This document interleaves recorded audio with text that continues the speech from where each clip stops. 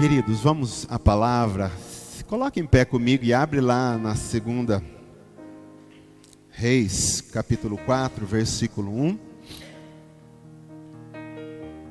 2 Reis, capítulo 4, versículo 1. Eu quero ler essa porção da palavra com você, do versículo 1 ao versículo 7. Deus vai falar conosco, amém? Quando a palavra é anunciada, ela vem como um martelo que quebra a penha, quebra a dureza, quebra a rocha, quebra as nossas vidas, né? A palavra faz isso. E ela nos marca. Por isso que muitas pessoas, às vezes, passam décadas longe do Senhor e, de repente, a pessoa está para a rua, está pelas sarjetas, mas um dia aquela palavra que foi semeada lá atrás, ela surge de lá de dentro e a pessoa volta para o Senhor, porque a palavra ela é eterna, ela é vida, ela é poderosa. Querido, o que transforma as nossas vidas não é a igreja, o salão, não é o pastor. O que transforma as nossas vidas é a palavra de Deus. É que tem mudado a minha vida, a sua vida. Por que a gente cada vez mais se torna santos? Cada vez mais nos tornamos parecidos com Jesus por causa da sua palavra. Paulo vai dizer assim, lá em Romanos capítulo 1, versículo 6, não me envergonho do evangelho, porque é poder de Deus para a salvação de todo aquele que nele crê. Então o evangelho é poder e transforma as nossas vidas. A palavra de Deus. Eu quero ler esse texto, ele vai falar com você. 2 Reis 4:1 diz assim: certa mulher das mulheres dos discípulos dos profetas clamou a Eliseu dizendo: meu marido teu servo morreu, e tu sabes que ele temia o Senhor. É chegado o credor para levar os meus filhos para lhe serem escravos. Eliseu lhe perguntou: que te hei de fazer? Diz-me o que é que tens em sua casa. Ela respondeu: tua serva não tem nada em casa, senão uma botija de azeite. Então disse ele: vai, pede emprestadas vasilhas a todos os teus vizinhos, vasilhas vazias e não poucas. Então entra, fecha a porta sobre ti e sobre teus filhos, e deita o azeite em todas aquelas vasilhas. Põe a parte a que estiver cheia. Partiu, pois, dele e fechou a porta sobre si e sobre seus filhos. Eles lhe chegavam as vasilhas e ela a enchia. Cheias as vasilhas, disse ela a um dos filhos: chega-me aqui mais uma vasilha. Mas ele respondeu: não há mais vasilha nenhuma. E o azeite parou. Então foi ela e fez saber ao homem de Deus. Ele disse: vai, vende o azeite, paga a tua dívida, e tu e teus filhos vivei do resto. Amém, querido? Obrigado, Pai, pela porção da tua palavra. Que o Senhor possa falar conosco. Que o Senhor possa mudar a nossa vida nessa noite através dessa palavra. Em nome de Jesus. Amém. Você pode se sentar, querido.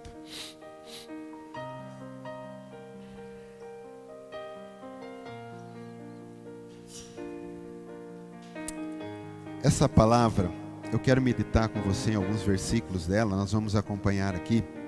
A primeira coisa que nós vemos aqui é o versículo 1, onde diz assim: certa mulher das mulheres dos discípulos dos profetas clamou a Eliseu dizendo: meu marido teu servo morreu, e tu sabes que ele temia o Senhor.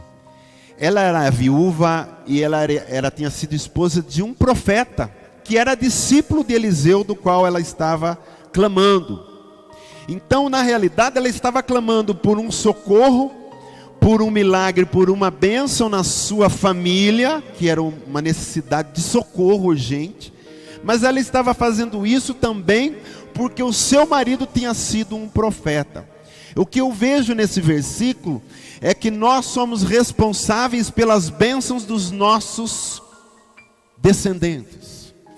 Você é responsável pela bênção dos seus filhos, dos seus netos, bisnetos.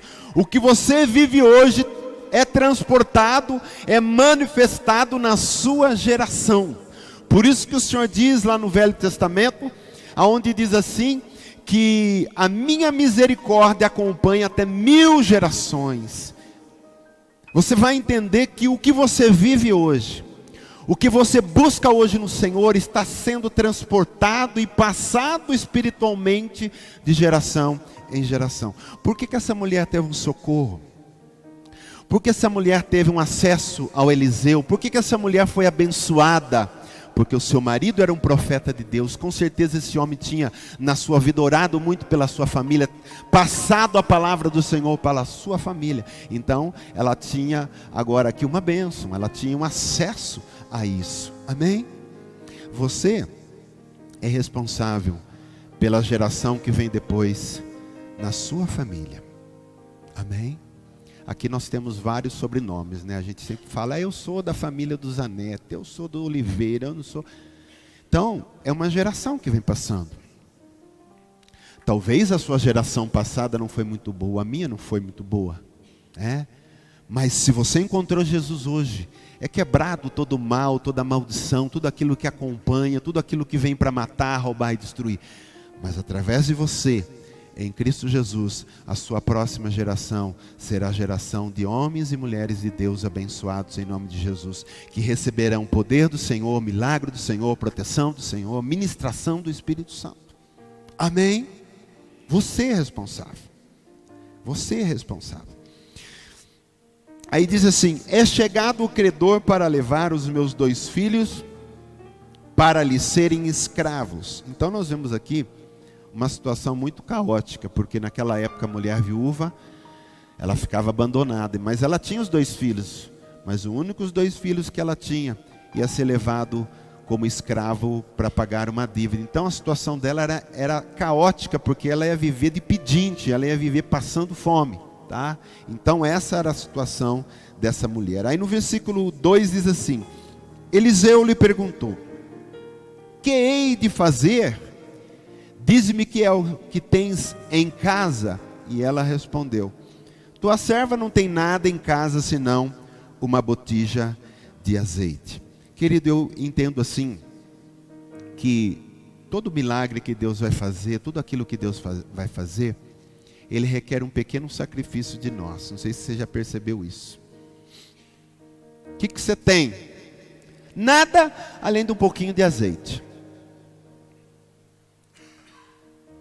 Você vai para o profeta Elias, na época que estava passando fome sobre a terra, 3 anos e meio não choveu sobre Israel. E Deus diz assim, vai para as terras de Sidom e eu vou te levar à casa de alguém que vai te sustentar. Ele chega lá na casa da viúva, que era uma viúva e tinha seu único filho também. Ele disse, você tem alguma coisa aí para comer? Ela disse assim, não tenho nada, se não for um pouco de azeite e um pouco de farinha. E o profeta, para que o milagre acontecesse na vida dela, também diz, então, faz esse bolo que você disse que vai fazer, o último para comer você e seu filho morrer, mas dá primeiro para mim. Então perceba que para que houvesse um milagre de multiplicação, que não faltasse azeite nem farinha na panela, ela deu um pequeno sacrifício. Isso é um passo de fé, é um princípio para cada um de nós. Só que Deus fez um pouco diferente, porque Deus queria cada um de nós para Ele de volta. Mas Ele deu o máximo, Ele deu o excelente, Ele deu Jesus Cristo. Mas para nós, Deus pede, dá uma pequena coisa. O que você tem? Umas vasilhas. Uma pequena botija de azeite. A gente vai aqui no Novo Testamento, a gente fala que maravilhoso a multiplicação dos pães e dos peixes que alimentaram milhares. Mas querido, um menino teve que ir lá e dar alguns pães e alguns peixes. Eu pergunto para você, Jesus tinha poder de fazer aparecer pão e peixe, sim ou não? Sim, Ele pode todas as coisas, mas Ele vai no princípio. Alguém tem alguma coisa aí, alguma coisa, o menininho diz, eu tenho os pãezinhos e os peixinhos, me dá. Você vai ser responsável pela alimentação de todos esses que estão aqui. O seu sacrifício vai alimentar todos esses. Então, nós temos sempre algo para dar para o Senhor. Que seja pouco, que seja quase nada, mas a gente tem sempre algo para dar para Ele. É um princípio espiritual que nós precisamos aprender. Melhor é dar do que receber, diz a palavra do Senhor. A gente tem que buscar esse princípio. Eu acho lindo quando eu vejo pessoas que às vezes têm pouco e está necessitado, mas o seu pouco no seu necessitado ainda divide com o outro também que não tem. Eu acho muito lindo isso aí. Isso aí é reino de Deus em movimento, viu? O dia que a gente estiver no nosso caixão, a gente não vai ver, né? A gente não vai estar aqui, mas se a gente pudesse ver, a gente ia ver que o que ficou ali? O que a gente está levando? Nada. Então, enquanto eu estou aqui, o que Deus me der na minha mão, eu sou, sabe o que? Dos bens que vêm nas minhas mãos, eu sou só mordomo. Eu só cuido do que Deus está me dando. Eu usufruo sim dele, mas também divido, também reparto. E o milagre da multiplicação vem quando há divisão. Não sei se vocês estão entendendo, a matemática de Deus é assim: quando você divide, ele multiplica.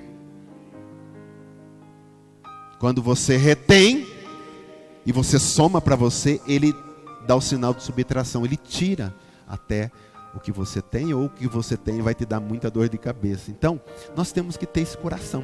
Amém? Você está entendendo, querido? Então foi um... O que você tem? Ela disse: nada eu tenho senão uma botija de azeite. Para Deus é o que importa. Versículo 3. Então disse ele: vai e pede emprestada vasilhas a todos os teus vizinhos, vasilhas vazias e não pouca. Então, Deus estava querendo fazer aqui na vida dela um milagre, mas não pouco milagre, um milagre muito grande, porque diz assim através do profeta: vasilhas vazias e não poucas. Pega o que você conseguir, porque eu farei um grande milagre na sua vida. Amém? Deus sempre, quando faz alguma coisa na vida da gente, Ele sempre faz o excelente. Sim ou não? Né? O diabo, ele faz meia boca. Os sinais de mentira dele, as coisas que ele também dá, porque o diabo também tem esse poder, né? Ele ofereceu para Jesus os reinos lá, na tentação no deserto, e diz: olha, tudo isso aqui te darei, porque foi-me dado. Ele diz, Adão passou para ele, né? Arrendou a terra até que Jesus volte a reinar de novo aqui. Mas na nossa vida na igreja, quem reina é Jesus Cristo. Amém? Eu nem sei como eu entrei aí, agora eu esqueci o que eu ia falar. Mas vamos lá. Versículo 4. Então entra e fecha a porta sobre ti e sobre teus filhos, e deita o azeite em todas aquelas vasilhas. Põe a parte a que estiver cheia. Então, o que Deus está fazendo aqui? Deus está respondendo no secreto. Sabe, a gente tem que ter uma coisa no nosso coração. Deus, quando Ele quer falar com a gente, Ele fala no secreto. Quando a gente vai ter algumas experiências que o Senhor é sempre no secreto, não que não tenha no coletivo, mas eu quero dizer, Deus tem alguma coisa com essa coisa do secreto. É gostoso congregar, precisamos estar no corpo. Fora do corpo a gente morre, né? Mas quando a gente está em secreto, é só você e o Pai. Mateus 6,6, o que Jesus ensina lá? Quando você for orar, entra no teu quarto, fecha a porta, entra lá no secreto, e o Pai que te vê no secreto vai responder para você no secreto. Então Deus tem essa coisa com o secreto. E nós precisamos desse momento do secreto com Deus. Porque o que o profeta diz para ela? Que entra, fecha a porta, e Deus vai fazer maravilhas na sua família lá dentro, vocês. Você, seus 2 filhos.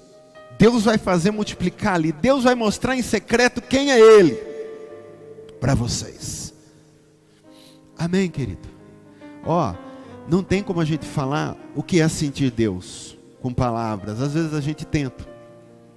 A pessoa pode chegar em você e dizer assim: eu vejo você falar que você sente Deus, que você sente a presença, que é muita alegria. O que é isso aí? Não tem, só quem entregou, só quem vai no secreto, só quem busca. Buscar-me-eis e me achareis quando me buscar de todo o teu coração. E pode ser quem for, querido, se buscar, Deus se revela no secreto, Deus mostra maravilhas, Deus mostra a sua presença, Deus traz consolo, Deus nos liberta de todas as cadeias que o diabo tem prendido. Amém? pode ser quem for. Pode ser o homem mais imundo, o homem mais sujo, o homem mais terrível. Se um dia ele se arrepender e ele clamar pelo Senhor, o Senhor vem, o Senhor o acode, o Senhor o transforma. A Bíblia diz que ele levanta o que está no monturo, que é lixo, e faz-se assentar com príncipes. José estava na cadeia há 13 anos. Um dia Deus fez assim: agora José. E ele tira José da cadeia e faz se tornar o homem mais poderoso depois de Faraó, que governou todo o Egito. Mas Deus quer falar com a gente no secreto. E Jesus fala nessa noite: meu filho, quanto tempo eu não te vejo no secreto? E ele pergunta: por onde tu andas?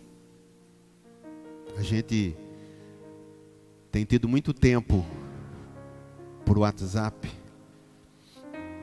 pelo Facebook. Não somos contra isso, mas eu imagino o Senhor ali do teu lado, na cama ou numa mesa, e Ele olhando com os olhos brilhando para você, esperando um momento em secreto com você, e você está lá. E você curte aqui, curte lá, e Jesus fala: você não vai me curtir não? Me dá uma curtida. Querido, Jesus é apaixonado por nós. Eu não sei se você consegue entender a profundidade dessa palavra. Jesus é apaixonado por nós. A Bíblia diz que o Espírito Santo arde em ciúmes por nós. Eu não sei o que ele viu na gente. Nós não temos muita coisa para ele, querido. Mas é uma promessa, porque a Bíblia diz que Deus nos criou a sua imagem, a sua semelhança, e Jesus quer resgatar isso de volta em nós. Quando eu olho para você, e você olha para mim, e você olha para os teus irmãos, aí está uma pessoa que é a imagem e semelhança de Deus. Aí está um ser eterno que foi chamado para morar com Deus no céu, no quintal de Deus, lugar mais maravilhoso para se estar. Entra num secreto. Jesus, quando vai curar, quando vai ressuscitar a filha de Jairo, ele faz a mesma coisa. Todo mundo para fora. Vaza todo mundo. Só ficou Jesus, os apóstolos, alguns que estavam ali, o pai e a mãe. E ele pega a menina pela mão e diz: Talita, levanta. E ela levanta. E muitas coisas nós estamos deixando de ver, de ter resposta e de experimentar, porque isso está reservado para um secreto que nós não temos tido com Deus. Quantas horas tem o dia, querido? 24. O que a gente dá do dia para o Senhor de verdade? Vamos ser sinceros, o que nós damos para Ele? Quase nada. 1 hora seria muito pouco, mas se conseguisse pelo menos 1 hora, sobraria 23 para nós. Só que 24 horas Ele não deixa faltar ar para você. O sol brilha. Tem tudo que você precisa. Anjos estão acampados ao seu redor o tempo todo, te protegendo de todo o mal. E Jesus querendo um secreto com a gente para fazer muitas coisas e encher as nossas vasilhas. E a gente não tem tido tempo para isso. Certo? Sim ou não? Hã?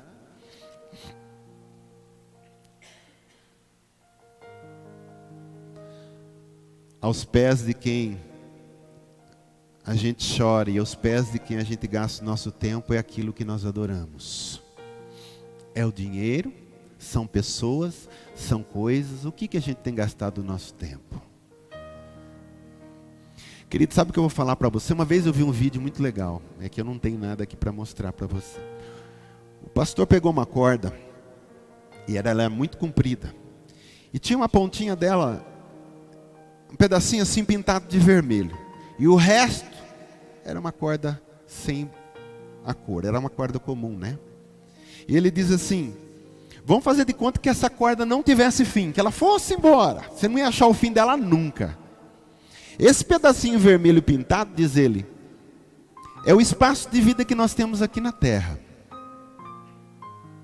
O resto é o que você vai viver na eternidade. E ele diz: a gente gasta tanto tempo, investe tanto em coisas que são desse vermelhinho que nós vamos passar aqui, que daqui a pouco nós não vamos ter mais nada daqui. E naquilo que é eterno a gente não investe no secreto, a gente não investe na palavra, a gente não investe em comunhão e experiência com o Senhor. Paulo diz assim: a nossa pátria está no céu. Buscai as coisas do alto, pensai nas coisas do alto, porque você ressuscitou com Cristo e está assentado lá.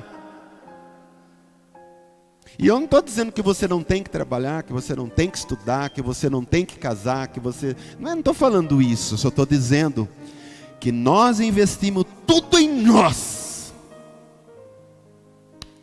Só eu, meu ventre, eu.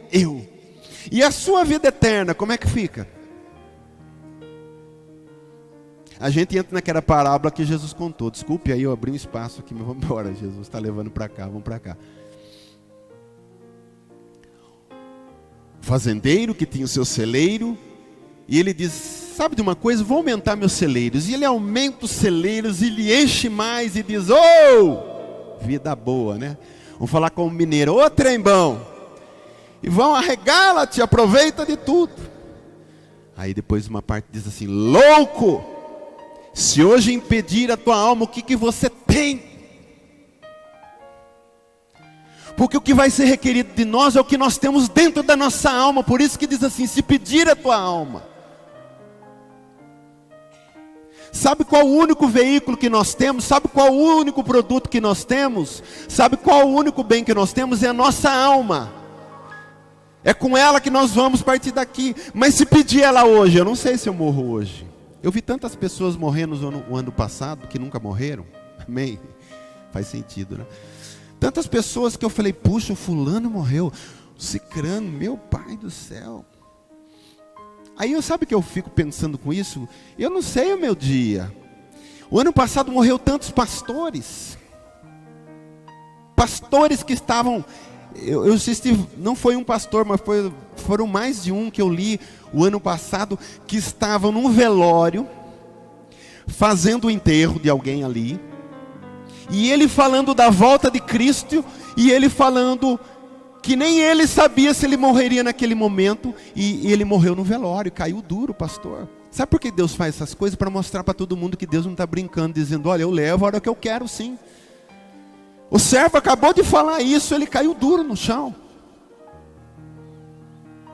Eu não sei, querido, seu passo de hoje, mas uma coisa eu sei: a minha alma é o meu bem maior. E eu quero Cristo abundantemente aqui, alargando as tendas dentro de mim. Eu não estou desanimando você das coisas da vida, não, de trabalhar, volto a falar. Só estou dizendo, o que você tem investido na sua alma, no seu secreto, o que você tem buscado. Eu já tive um pedaço da minha vida, quem me conhece aqui, que eu andei uns 5 anos, deu como é que fala, um fugidão do Senhor, né? Oi? É umas férias que... não foi muito boa. Ela começa boas férias com o Senhor, querido. Eu falo isso para... Não sei se alguém já passou por esse caminho. As férias, no começo, ela é boa. Só alegria. O diabo, sabe o que ele faz? Ele faz assim, dá corda para ele. Tudo fica bom, tudo fica azul. Ai, que mundo gostoso. Não quero... Ai, você esquece de tudo.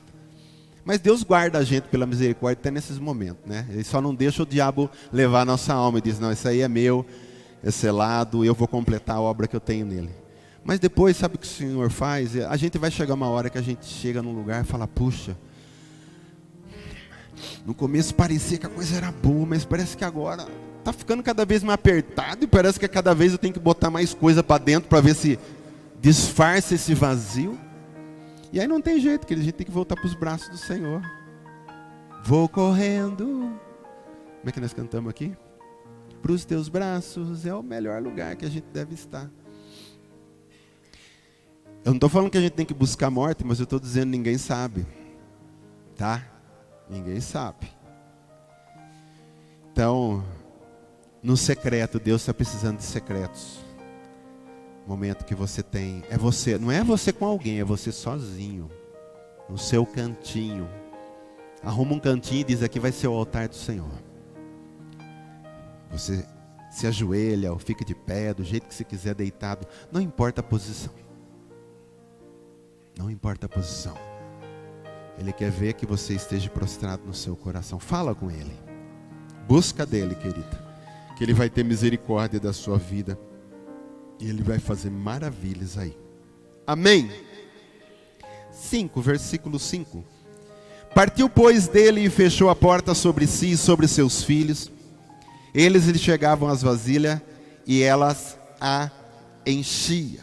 Então encher aqui fala de ir até o limite máximo, estar completo. Deus, quando faz uma coisa, Ele faz por completo. Filipenses 1,6, eu citei agora de pouco aqui. Aquele que começou boa obra em vós, há de completá-la até o dia de Cristo. Completo. Deus faz tudo completo. Deus chega no máximo. Deus, sabe, preenche todas as lacunas que está dentro de nós. Ele é perfeito e só Ele pode fazer isso. Amém? Então Deus quer completar. Jesus quer completar todas as áreas da nossa vida. Eu sempre costumo dizer assim, ó, você não precisa de dinheiro. Do que você precisa? Fala o nome dele. Você precisa de Jesus. Se Jesus não te abençoar, a bênção sem Ele acaba se tornando maldição. Então, a gente vai falar assim, você precisa de médico. Não, você precisa de Jesus. Eu preciso de um psicólogo. Não, você precisa de Jesus. Vai da fé de cada um, querido. Não estou dizendo que você não vai mais no médico, não é isso não também. Mas olha, o médico diz assim, ô fulano, mais 3 meses você já era. A medicina lava as mãos com você. E aí? Sobrou quem? É aquele que pode fazer todas as coisas, o médico dos médicos. Amém, querido? Amém. A Bíblia diz que Ele é dono do ouro e da prata. Então eu preciso ir na fonte. Quem? Deus, Ele é meu provedor. Ele é meu provedor. O Senhor é meu pastor, Ele não me faltará. Amém? Diz assim, o Senhor é meu pastor, Ele não me faltará. Amém, querido? É assim. Vai enchendo as vasilhas até elas serem completas. Cheia as vasilhas, versículo 6, disse ela a um dos filhos, chega-me aqui mais uma vasilha, mas ele respondeu, não há mais vasilha nenhuma, e o azeite parou. Então quando acaba a parte dos homens, Deus acaba também a sua. A parte do homem era o quê? Põe vasilha para mim. A hora que acabou a vasilha, que é a parte do homem, ele acabou dele, então também, até aqui agora, eu fiz a minha parte. Amém? Então, nós fazemos a dele, a nossa. Deus faz a dele. Se você tiver fé como um grão de mostarda, direis a esse monte, se move do lugar e ele se move. Nós entramos com a fé, nós cremos no Senhor sem duvidar, em momentos que todo mundo duvidaria. Diz, não, aí não tem mais jeito. Mas você tem fé no Senhor. E o Senhor vem e faz a parte dele, porque você entrou com a sua fé. Você vai ver que tudo que Deus faz, o homem entra com a parte dele, Deus entra com a dele. Amém? Glória a Deus. Então, não tinha mais vasilha nenhuma, o azeite então parou. Versículo 7, então foi ela e fez saber o homem de Deus e lhe disse, vai, o Eliseu disse, vai, vende o azeite, paga a tua dívida, e tu e teus filhos viverei do resto. Olha que bênção maravilhosa. Eu estou dando provisão para você. Primeira coisa, já que você está tendo a provisão, primeiro acerta as suas dívidas. E depois, desfrute com sua família do resto que eu estou deixando para você. Eu acredito que foi muitas vasilhas que deveria ter ali, querido. E você imagina que maravilhoso. Quem estava com aquela botija devia ser a mãe, né, deles. Que não era muito grande, a botija devia ser um negócio mais ou menos máximo isso aqui. E ela lá deveria não estar cheia de azeite, mas pensou que gostou, cheio de vasilhas. Trouxeram todo tipo de vasilha grande, o máximo que puderam, porque diz aí vem milagre, né? E se é que aquele negócio virando não acaba nunca? E vai enchendo, enchendo, enchendo, enchendo, para aqui e continua, vai enchendo. Isso aqui demorou, não foi poucas vasilhas. Diz, não poucas, foram muitas. Eu não sei quanto tempo essa mulher ficou lá, que maravilha. Todas elas completas e cheias aí, o homem diz: agora vende, paga as tuas dívidas e desfrute do resto. É assim que Deus faz conosco, querido. Nós fomos chamados para desfrutar do reino de Deus, que é paz, alegria, amor, tudo que nós precisamos. Quando a gente olha para a cruz e vê Jesus crucificado assim, quando a gente está vendo um vídeo ou vem na nossa mente um texto que a gente está lendo, a gente imagina Jesus crucificado ali. Ali, Ele está morrendo para prover em todas as áreas da nossa vida. Pedro vai falar de uma delas, que Ele levou as nossas enfermidades, tá? Mas ali Ele está suprindo a financeira, o físico, emocional, o espiritual, tudo que você pensar está ali. Ele proveu tudo para nós, não esqueceu de nada. E ainda todos os santos que já morreram, Ele tem mais uma promessa: vocês vão levantar do túmulo, o corpo de vocês vão ressuscitar, e vocês estarão na glória comigo com o mesmo corpo que eu tenho, um corpo de glória. Então Ele faz uma obra completa para nós. Ele nos abençoa em todas as áreas e fala com a gente: desfrute de tudo que eu tenho te dado.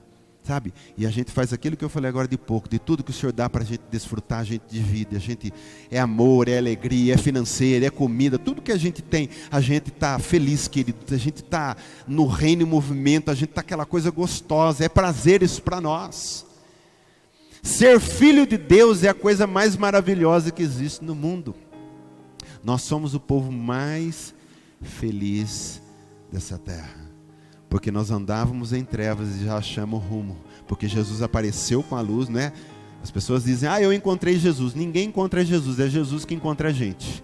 E quando Ele aparece com a luz e a gente vê a luz e diz: agora eu estou enxergando, Senhor. Agora eu sei para onde eu vou, sei para que nasci, sei para que estou vivendo e sei para onde eu vou. Você tem um destino, amém? Voltar para a tua origem. Então, os filhos, na realidade, aqui, nós vemos aqui, antes de a gente encerrar, eles iriam se tornar, então, escravos distante da sua mãe. Então, o que nós vemos agora é que os dois filhos não só voltaram para a mãe, ficaram com a mãe, mas também iam ter sustento para o resto da vida. O Efésios 3:20 diz: aquele que é poderoso para fazer infinitamente mais de tudo que pensamos ou pedimos. A gente pede uma coisa, Deus dá mais. A gente pensa uma coisa, Deus dá mais. A mulher pensou, não sei o que ela pensou da cabeça, mas ela estava desesperada, pensando que ia perder os dois filhos. De repente, ela faz o que o profeta mandou, e de repente, ela paga a dívida, não tem mais dívida. Os dois filhos que iam embora estão junto com ela. Sei lá, Deus sempre constrange a vida da gente. Jesus nos constrange o tempo todo, por isso que Ele é chamado na Bíblia de maravilhoso. Maravilhoso, maravilhoso. Querido, se a gente conseguisse, por isso que Paulo sempre ora, para que os olhos do nosso espírito sejam abertos, sabe? Para que a gente possa contemplar a grandeza de Jesus, a maravilha de Jesus, ter o conhecimento da plenitude de Jesus. Se você soubesse quem é Jesus de verdade, vamos pedir isso no nosso coração, porque Ele é maravilhoso. Ele é maravilhoso. E eu quero até levar isso aqui um pouquinho, querido, antes de encerrar, trazer um pouco de uma maneira diferente. Ela estava com vasilhas, e as vasilhas foram cheias do quê? Qual era o material? Azeite. Azeite é símbolo do que na Bíblia? Espírito Santo. Só que as vasilhas estavam cheias ou vazias? Vazias.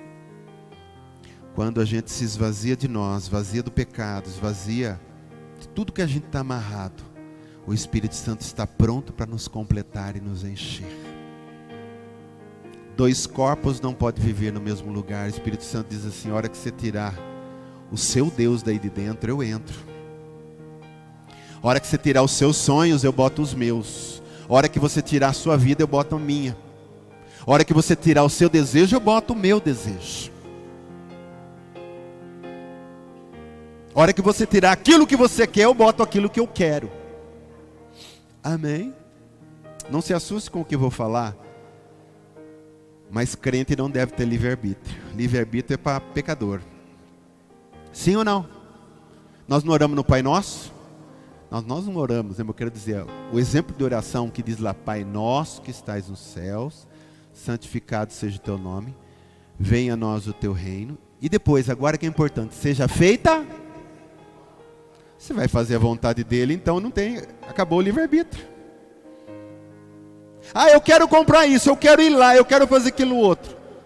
Não que você não vai poder mais, mas a gente vai sempre aprender assim, Senhor, é da sua vontade, que eu faça a sua vontade. O Senhor quer que eu fecho aqui e abro lá? O Senhor quer que eu compre aquilo? O Senhor quer que eu invista naquele negócio? Aí se Deus falar assim, vai lá meu filho, estou com você, vai na benção. Mas se Ele falar assim, e você não sentir paz no seu coração, não estou nesse negócio, não vai. Então, é esse encher. Só enche quem está vazio. Qual que é a primeira bem-aventurança lá do Mateus capítulo 5? Bem-aventurados os pobres de espírito. Qual que era o final? Porque herdarão a terra, eu não me lembro. Mateus 5, dá uma olhada para mim rapidinho.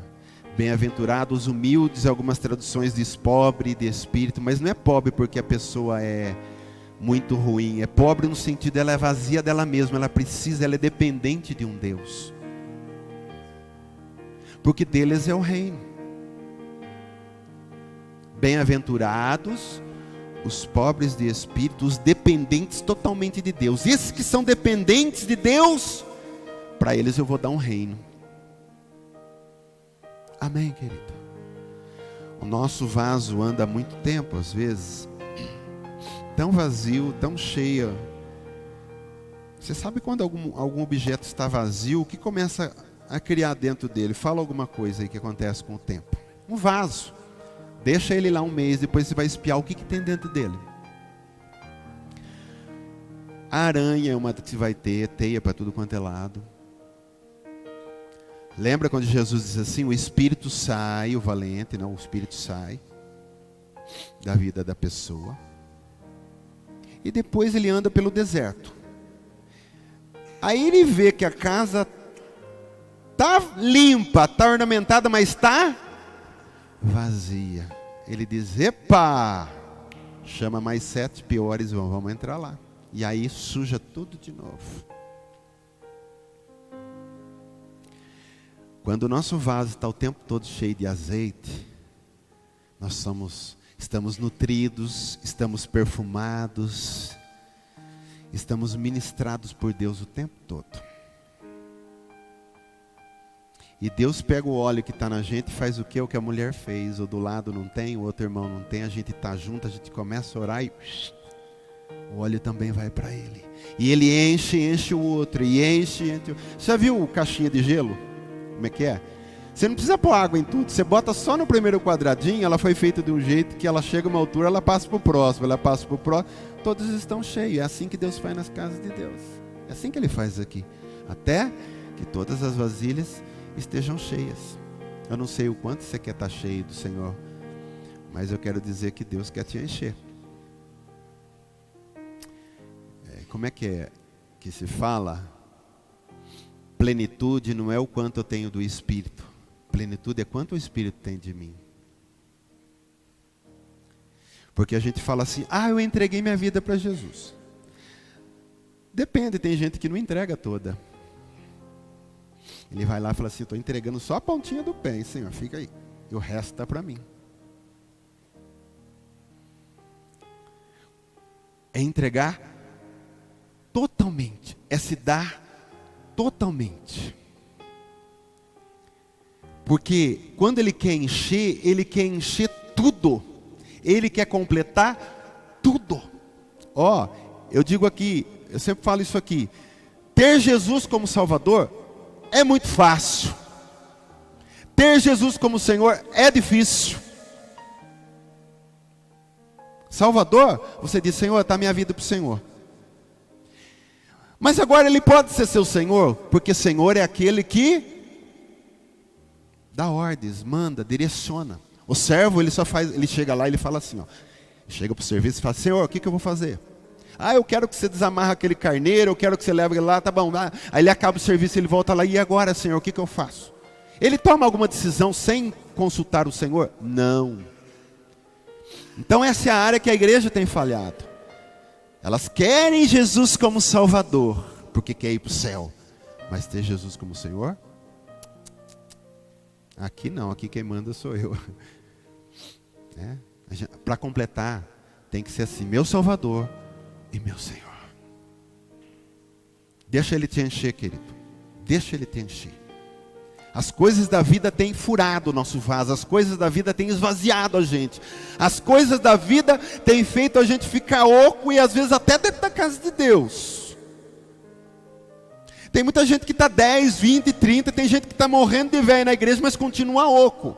E Deus não está preocupado com isso. Deus quer encher. Por quê? Vem para a casa de Deus. Mas também está encronhado no mundo. Está com a âncora lançado lá. E como que vai parar óleo num lugar desse? Como vai parar a unção num lugar desse? Como vai parar a presença num lugar desse? O pecado, ele faz assim, querido. A gente sai do culto agora, com essa palavra, com a ministração. Enquanto você está aí, Deus está trabalhando no seu coração, viu?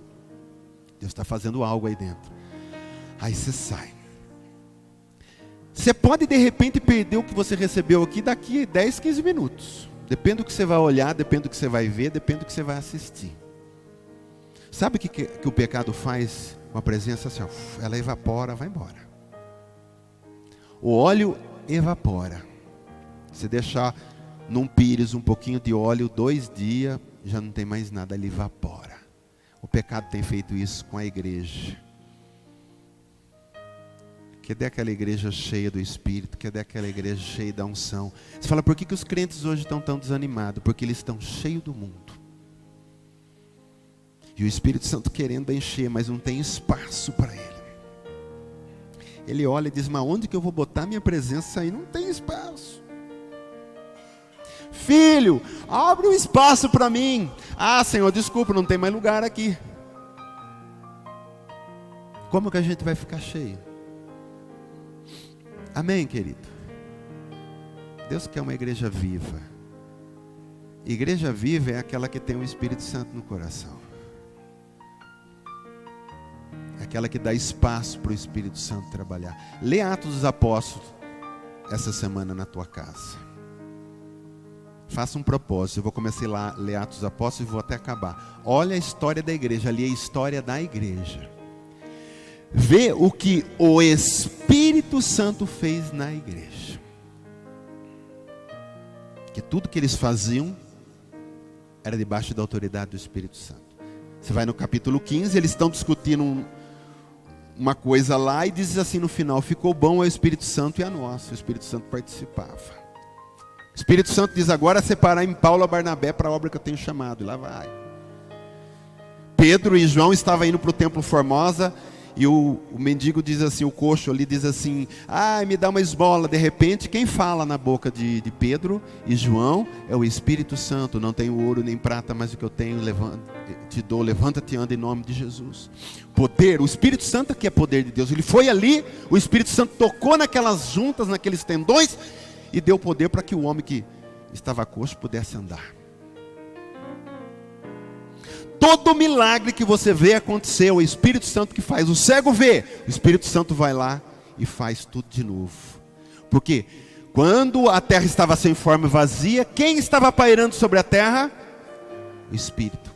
E tudo que você vê hoje foi o Espírito que fez. Até nosso corpo, a nossa vida. Amém, querido? Vamos nos colocar em pé.